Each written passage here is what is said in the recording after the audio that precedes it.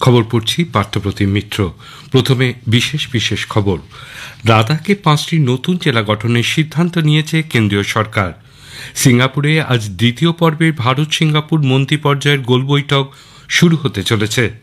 কেন্দ্রীয় অর্থমন্ত্রী নির্মলা সীতারামন আজ সিঙ্গাপুরে এফএটিএফ এর প্রাক্তন সভাপতির সঙ্গে সাক্ষাৎ করেছেন।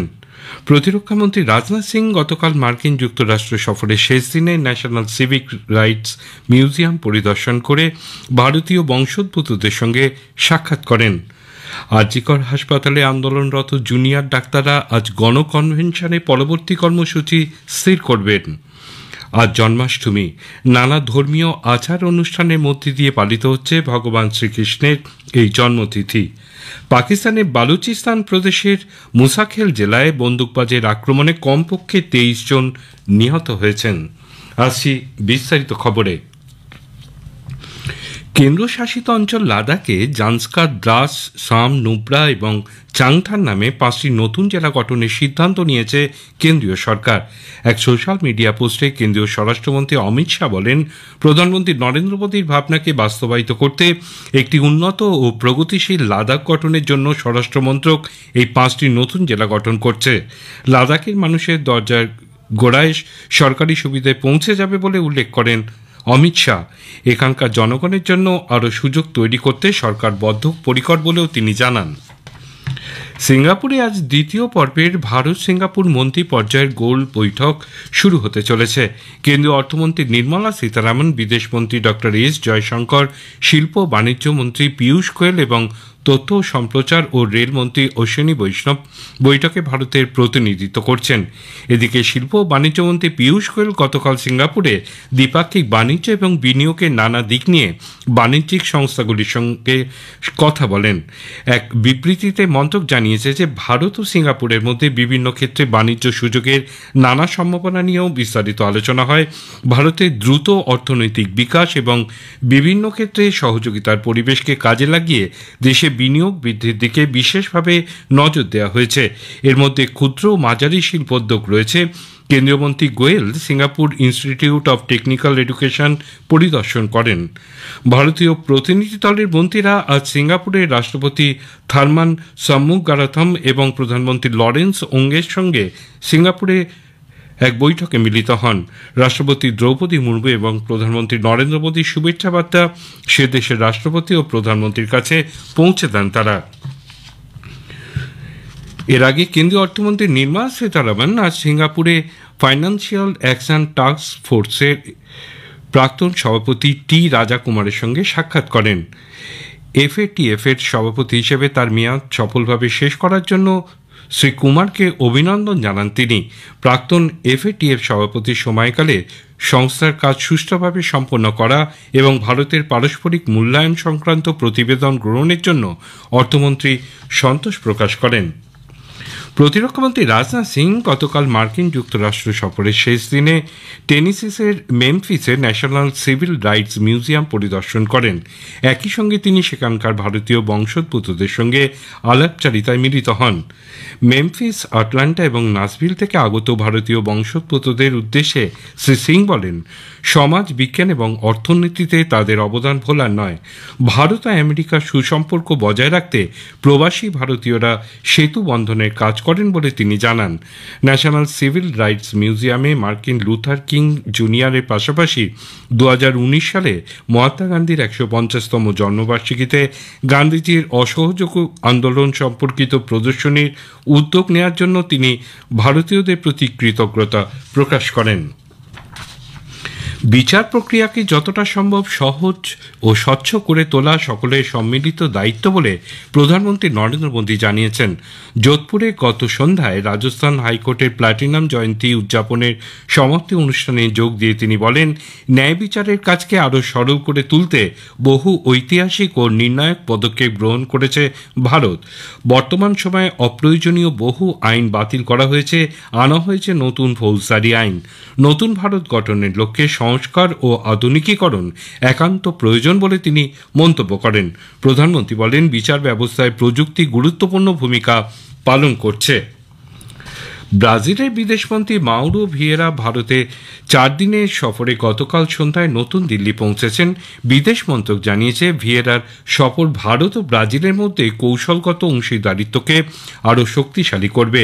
পররাষ্ট্রমন্ত্রী এস জয়শঙ্কর এবং শ্রী ভিয়েরা আগামীকাল নবম ভারত ব্রাজিল যৌথ কমিশন বৈঠকে সহ সভাপতিত্ব করবেন।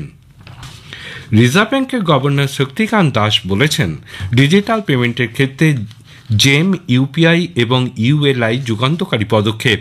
তিনি জানান, আরবিআই এর ইউনিফাইড লেন্ডিং ইন্টারফেস ইউএলআই প্রযুক্তি প্ল্যাটফর্ম এক ঝঞ্ঝাটবিহীন ঋণদান সম্ভব করেছে।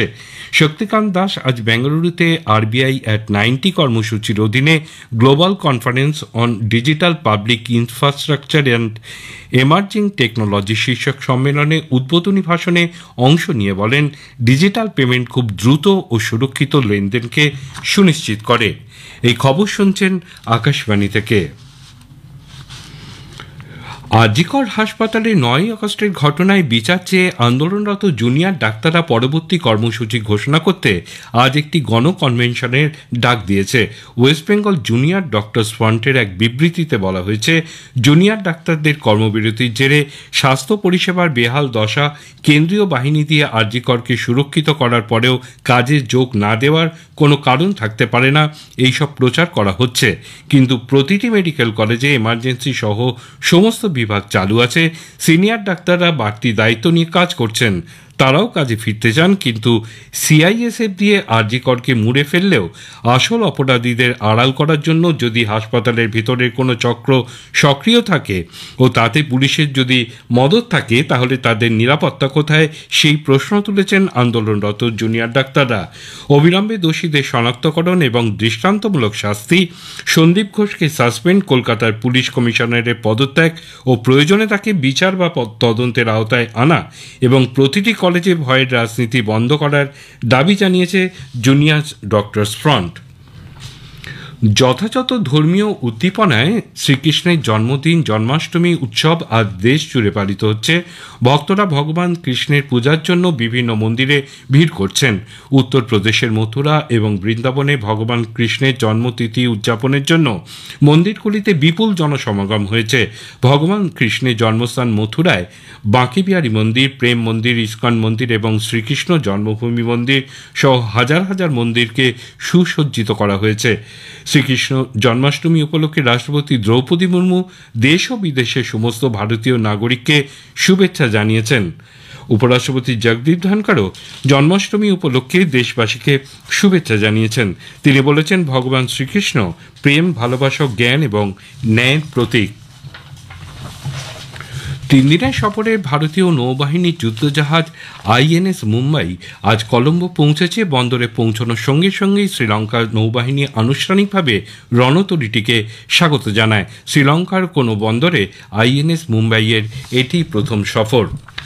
পাকিস্তানের বালুচিস্তান প্রদেশের মুসাখেল জেলায় বন্দুকবাজের আক্রমণে কমপক্ষে 23 জন নিহত হয়েছেন।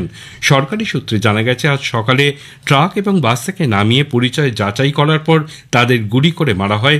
নিহত সকলেই পাঞ্জাব প্রদেশের বাসিন্দা। সশস্ত্র লোকেরা 10টি গাড়িতে আগুন ধরিয়ে দেয়। কারা এই হামলার পেছনে রয়েছে তা এখনো স্পষ্ট নয়। 2024 সালের ইউএস ওপেন টেনিস টুর্নামেন্ট আজ নিউ ইয়র্কে শুরু হবে। সুমিত নাগাল এবং রোহন বোপান্না ভারতীয় দলের নেতৃত্ব দিচ্ছেন। সুমিত নাগাল 2019 সালের পর প্রথম ভারতীয় হিসেবে এক বছরে 4টি গ্র্যান্ড স্ল্যাম টুর্নামেন্টের একক ইভেন্টে প্রতিদ্বন্দ্বিতা করতে চলেছেন। শেষ করার আগে খবরের বিশেষ অংশ আরেকবার।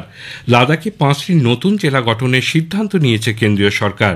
সিঙ্গাপুরে আজ দ্বিতীয় পর্বের ভারত সিঙ্গাপুর মন্ত্রী পর্যায়ের গোলটেবিল বৈঠক শুরু হতে চলেছে।